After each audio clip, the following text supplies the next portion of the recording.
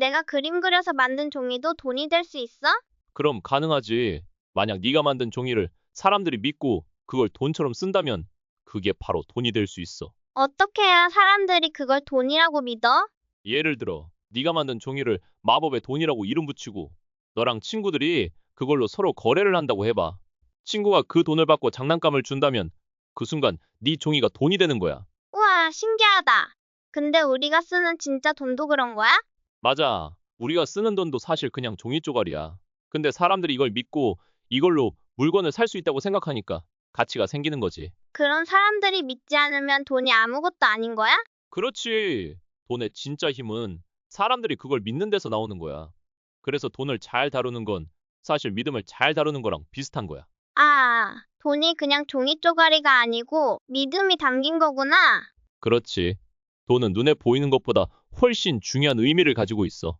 그래서 돈을 소중히 다뤄야 하는 거란다. 우리 먼 옛날로 한번 돌아가 볼까? 옛날에는 지금처럼 돈이 없었거든. 그래서 물건을 서로 바꿔야 했어. 물건을 바꾼다고? 어떻게? 예를 들어, 농부가 쌀을 팔고 싶었는데 상대방이 쌀 대신 물고기를 원한다고 하면 문제가 생기잖아. 서로 원하는 게 딱 맞아야 거래가 가능했으니까 힘들었겠지? 아, 맞아. 그럼 사람들이 어떻게 했어? 그래서 사람들이 공통으로 가치를 인정할 수 있는 물건을 돈처럼 쓰기 시작했어. 소금, 조개 껍데기, 심지어 커다란 돌 같은 것들이 그랬지. 우와, 소금이랑 돌을 돈으로 썼다고? 근데 이런 것들도 문제가 많았어. 소금은 비가 오면 녹아버릴 수도 있고, 돌은 너무 무거워서 들고 다니기 힘들었거든. 그럼 사람들이 어떻게 했어? 그래서 금이라는 걸 쓰기 시작했어. 금은 희소해서 귀하게 여겨졌고, 녹슬거나 상하지 않아서 오래 보관할 수 있었지. 또, 녹여서 금화로 만들면 들고 다니기도 훨씬 편했거든. 그럼 옛날 사람들은 그 말을 돈처럼 썼어? 맞아. 특히 로마 시대에는 금화로 빵도 사고, 옷도 사고, 그렇게 거래를 했대. 지금 우리가 종이 돈이나 동전을 쓰는 것처럼 말이야. 신기하지? 응, 엄청 신기해. 금이 그렇게 특별한 거였구나. 그렇지. 돈도 처음엔 물건에서 시작됐고, 지금 우리가 쓰는 돈도 다 이렇게 발전해 온 거야. 그런데 아빠, 지금은 왜 금화 대신 종이를 써? 옛날에는 금화로 거래를 했는데, 금을 들고 다니는 게 너무 불편했거든. 무겁기도 하고, 안전하게 보관하기도 어려웠지. 그래서 사람들이 금을 은행에 맡기고, 대신 은행에서 금을 보관했다는 증명서를 받았어. 그럼 그 증명서가 지금 우리가 쓰는 돈이 된 거야?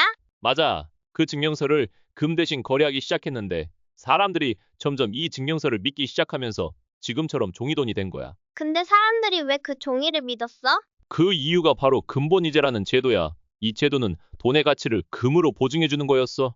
예를 들어, 네가 10,000원짜리 지폐를 들고 은행에 가면 은행에서 그걸 금으로 바꿔줬거든. 그러니까 사람들은 이 돈은 금만큼의 가치가 있다고 믿을 수 있었던 거야. 아, 그러면 지금도 은행에 가면 돈을 금으로 바꿀 수 있어? 지금은 아니야. 1971년에 미국의 닉슨 대통령이 금본 위제를 없앴기 때문이야. 왜 없앤 거야? 미국이 전쟁을 하면서 돈을 너무 많이 찍어냈거든. 그런데 문제는 그 돈을 모두 금으로 바꾸려면 미국이 가지고 있는 금이 턱없이 부족했던 거야. 그러니까 더 이상 돈을 금으로 보증할 수가 없게 된 거지. 그래서 어떻게 했어? 닉슨 대통령이 앞으로 돈은 금 대신 정부가 보증하는 거야라고 선언해버렸어. 그래서 지금은 돈의 가치를 금이 아니라 정부의 신뢰와 경제 시스템이 보증하는 시대가 된 거야. 그럼 지금은 금이 없어도 돈을 쓸 수 있는 거네? 맞아. 이 선언으로 지금 우리가 쓰는 신용 기반 통화라는 게 시작된 거야.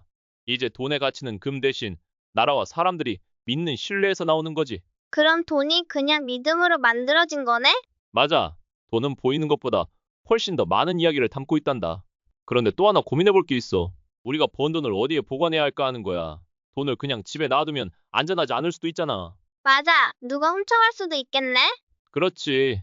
그래서 많은 사람들이 은행에 돈을 맡겨. 그런데 은행에 맡긴 돈이 금고에 그대로 보관될 것 같지. 응, 금고 안에 잘 보관돼 있을 것 같은데? 사실 그렇지 않아. 은행은 대부분의 돈을 대출로 내보내고 아주 일부만 남겨둬. 이렇게 해서 사람들에게 대출도 해주고 이익을 만들어내는 거야. 그럼 은행이 돈을 다 가지고 있는 게 아니구나. 맞아. 이런 시스템을 지급준비제도라고 해. 은행은 손님들이 맡긴 돈 중 일부만 금고에 준비해두고 나머지는 사람들에게 빌려줘서 경제가 돌아가게 만드는 거지. 그럼 내 용돈도 다른 사람이 빌려가는 거야? 하하, 맞아. 네가 은행에 맡긴 돈도 누군가가 대출받아서 집을 사거나 가게를 여는데 쓰일 수 있어. 내 돈인데 다른 사람이 쓴다고? 좀 이상한데? 그럴 수도 있지만 은행이 그렇게 해야 돈이 더 많이 돌고 경제가 살아나는 거야. 예를 들어 네가 10만 원을 은행에 맡겼다고 해보자. 응, 그럼 그 돈은 어디로 가는 거야? 은행은 10만 원 중 일부만 금고에 남기고 나머지는 대출로 빌려줘. 예를 들어 지급 준비율이 7%라면 10만 원 중 7%, 즉 7천 원만 금고에 남기고 나머지 9만 3천 원을 대출로 내보내는 거지. 그럼 대출받은 사람은 그 돈으로 뭐 하는데? 대출받은 사람이 가게를 연다고 하면 그 돈으로 가구를 사거나 물건을 준비하거나 월급을 주겠지. 그러면 그 돈은 가구 회사나 직원들 계좌로 다시 들어갈 거야. 아, 그 돈이 또 다른 사람의 은행으로 들어가는 거구나. 정확해. 그리고 그 돈도 다시 일부는 은행 금고에 남고 나머지는 또 다른 사람에게 대출로 나가게 되는 거야. 예를 들어 처음에 9만 3천 원이 대출로 나갔다면 그중 7%, 즉 6,510원만 남기고 나머지 8만 6,490원이 또 대출로 나가는 거지. 그럼 돈이 계속 돌아다니면서 많아지는 것처럼 보이겠네? 맞아. 이걸 신용 창출이라고 표현해. 은행 시스템이 돈을 이렇게 계속 순환시키면서 경제를 활성화하는 데 중요한 역할을 하고 있는 거야. 내 용돈이 이렇게 세상을 돌아다닐 줄은 몰랐어. 그렇지? 너의 작은 돈도 누군가에게는 큰 도움이 되고 결국에는 우리 모두가 더 편하게 살 수 있게 해주는 거야. 그럼 아빠, 처음 10만 원이 얼마나 늘어나는 거야? 이 과정을 계속 반복하면 실제로 경제에서 돌아다니는 돈의 총액이 최대 약 143만 원까지 늘어날 수 있어. 우와, 어떻게 그렇게 많이 늘어나는 거야? 이걸 계산하는 방법이 있어. 간단히 말하면 2일 나누기 지급 준비율을 사용하는 거야. 지급 준비율이 7%라면 2를 0.07로 나누면 약 14.3이 나오지? 이게 초기 예금이 몇 배로 늘어나는지를 나타내는 숫자야. 그럼 처음 10만 원이 14배로 늘어난다는 거야? 맞아. 네가 은행에 맡긴 10만 원이 대출되고 다시 예금되고 또 대출되면서 최대 143만 원처럼 작동하게 되는 거야. 이 과정을 신용 창출이라고 불러. 그럼 은행이 돈을 늘려주는 역할을 하는 거네? 그렇지. 은행은 단순히 돈을 보관하는 게 아니라 이렇게 돈을 굴려서 경제가 잘 돌아가게 도와주는 중요한 역할을 해. 그래서 우리가 은행을 믿고 돈을 맡기는 거야. 돈이 많아지는 게 진짜 신기해. 은행의 역할을 잘 알면 돈을 더 똑똑하게 사용할 수 있단다. 그럼 은행이 진짜 돈을 많이 만들어내는 거네? 맞아. 그렇게 보일 수 있지. 하지만 은행이 마법처럼 돈을 막 만들어내는 건 아니야. 그 중심에는 사람들이 은행을 믿고 돈을 맡기는 신뢰가 있는 거야. 신뢰가 없으면 어떻게 돼? 만약 사람들이 은행을 믿지 못하고 모두 동시에 은행에서 돈을 찾으려고 하면 은행은 준비된 돈이 부족해서 큰 문제가 생길 수 있어. 이런 상황을 뱅크런이라고 해. 뱅크런이 생기면 어떻게 돼? 뱅크런이 일어나면 은행이 문을 닫을 수도 있고 경제에도 큰 혼란이 생길 수 있어. 은행도 항상 안전하게 운영하려고 노력하고 나라에서도 은행을 잘 관리하려고 규칙을 만들어 둔 거야. 그럼 돈이 많이 돌아다니면 무조건 좋은 거 아니야? 그게 꼭 그렇진 않아. 돈이 너무 많이 풀리면 물가가 오르는 인플레이션이 생길 수 있거든. 예를 들어 사람들이 돈이 많아지면 더 많이 쓰려고 해서 물건값이 올라가게 되는 거야. 아, 물가가 너무 많이 오르면 사람들이 힘들어지겠네? 맞아. 그래서 중앙은행이라는 곳이 이런 돈의 흐름과 신용 창출 과정을 잘 관리하면서 경제가 너무 뜨거워지지도 너무 식지도 않게 균형을 맞추는 역할을 하고 있어. 은행도 중요하지만 중앙은행도 진짜 중요한 거구나. 그렇지. 은행과 중앙은행이 함께 움직여서 우리가 안정적으로 돈을 쓰고 살 수 있는 세상을 만들어주는 거야. 그럼 돈을 은행에만 맡기면 괜찮을까? 음, 은행이 안전한 곳이긴 하지만 결국 은행도 사람들이 믿고 맡기는 곳이잖아. 만약 은행에 대한 믿음이 흔들리면 문제가 생길 수 있어. 그렇다고 돈을 집에만 보관하는 게 과연 안전할까? 집에 두면 안전할 것 같은데? 만약 네가 100만 원을 집에 보관한다고 생각해보자. 10년이 지나도 그 돈은 여전히 100만 원일 거야. 응, 100만 원이면 똑같은 돈이니까. 맞아. 그런데 중요한 건 물가야. 물가가 오르면 10년 전에 100만 원으로 살 수 있었던 물건을 더 이상 다 살 수 없게 될 수도 있어. 왜 그런 거야? 예를 들어 지금 100만 원으로 최신 스마트폰 한 대를 살 수 있다고 해보자. 그런데 10년 뒤에는 같은 스마트폰을 사려면 150만 원 아니면 200만 원이 필요할 수도 있어. 집에 두었던 돈은 그대로 100만 원인데 물가가 올라서 같은 돈으로 살 수 있는 물건이 줄어든 거야. 이런 걸 인플레이션, 즉 돈의 가치가 줄어드는 현상이라고 해. 아, 그럼 집에 돈을 그냥 두면 나중에 내가 사고 싶은 걸 못 살 수도 있겠네? 그렇지. 시간이 지나면 돈의 가치는 점점 줄어들게 돼.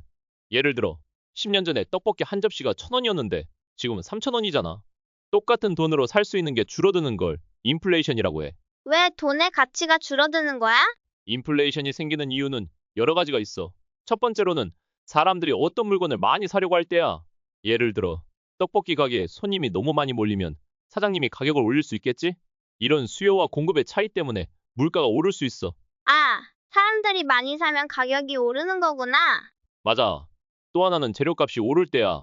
떡볶이를 만드는 쌀이나 고추장의 가격이 오르면 떡볶이 한 접시 가격도 자연스럽게 올라가게 돼. 그럼 또 다른 이유도 있어? 그럼 중앙은행이 돈을 너무 많이 찍어낼 때도 인플레이션이 생겨. 돈이 많이 풀리면 사람들이 물건을 더 많이 사려고 하고, 그러면 물건값이 오르거든. 결국 돈의 가치는 떨어지고 물가는 올라가게 돼. 그럼 돈을 그냥 집에 두는 것도 별로 좋은 방법이 아니네. 그렇지. 그래서 돈을 은행에 맡기거나 또는 다른 방식으로 돈의 가치를 유지하거나 늘릴 방법을 찾아야 해. 그게 바로 우리가 돈에 대해 공부해야 하는 이유야. 알겠어. 돈을 잘 관리하는 게 정말 중요한 거구나. 맞아. 돈의 가치를 아는 사람은 돈을 더 현명하게 사용할 수 있단다.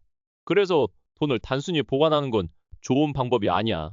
시간이 지나면서 물가가 오르면 돈의 가치는 점점 줄어드니까 돈을 잘 관리하거나 자산으로 바꿔야 해. 자산으로 바꾼다는 건 뭐야? 돈으로 집이나 금 같은 물건이나 주식 같은 투자 상품을 사는 걸 말해. 이렇게 하면 너의 돈의 구매력, 즉 물건을 살 수 있는 능력을 유지하거나 더 늘릴 수 있어. 우와, 그냥 돈을 모으는 것만이 답이 아니구나. 그렇지. 돈을 어떻게 관리하고 활용하느냐에 따라 네 미래가 달라질 수 있단다. 그래서 돈에 대해 배우는 게 아주 중요해. 우리가 돈을 자산으로 바꿨을 때 어떻게 돈을 지킬 수 있고 심지어 불릴 수 있는지 얘기해 줄게. 돈을 자산으로 바꾸면 어떻게 불릴 수 있는데? 예를 들어, 주식은 회사가 성장하면서 그 회사의 가치가 올라가면 돈도 함께 커질 수 있어. 또 부동산은 사람들이 더 필요로 할수록 그 가치가 높아지지. 그래서 땅이나 집을 사는 것도 좋은 투자 방법이 될 수 있어. 그럼 다른 방법도 있어? 그럼 최근에는 비트코인 같은 디지털 자산도 있어. 이건 새로운 형태의 자산인데 기술이 발전하면서 사람들이 관심을 많이 가지게 된 거야. 돈을 이렇게 불리는 게 되게 재밌을 것 같아. 맞아. 그리고 유명한 투자자인 워런 버핏이라는 사람이 이런 말을 했어. 돈은 단순히 저축해서는 늘어나지 않는다. 현명한 투자는 미래를 위한 최고의 보험이다. 이게 무슨 뜻이냐면 돈을 그냥 모으기만 한 게 아니라 잘 관리하고 투자하면 네 돈이 훨씬 더 커질 수 있다는 거야. 그럼 지금 10만 원도 그렇게 불릴 수 있어? 그렇지. 네가 돈을 관리하고 투자하는 방법을 잘 배우면 지금 10만 원이 10년 뒤에는 1,000만 원, 아니 1억 원 이상이 될 수도 있어. 물론 그만큼 공부도 하고 준비도 해야겠지만 말이야. 와, 돈이 이렇게 커질 수 있다니 더 배우고 싶어. 좋아. 이런 이야기 자주 나누면서 하나씩 배워가자. 이렇게 조금씩 알아가면 나중에 정말 똑똑한 투자가가 될 수 있을 거야. 결론적으로 돈은 그냥 쌓아두는 게 아니라 잘 굴리고 관리하는 게 정말 중요해. 앞으로 자산을 다루는 방법에 대해 하나씩 더 자세히 알려줄게. 우와, 돈 관리 잘하면 나도 부자 될 수 있어? 그럼 돈을 똑똑하게 관리하고 올바르게 투자하면 너도 충분히 부자가 될 수 있어. 중요한 건 지금부터 차근차근 배우고 준비하는 거야. 우리 같이 해보자. 그리고 구독과 좋아요 꼭 눌러주고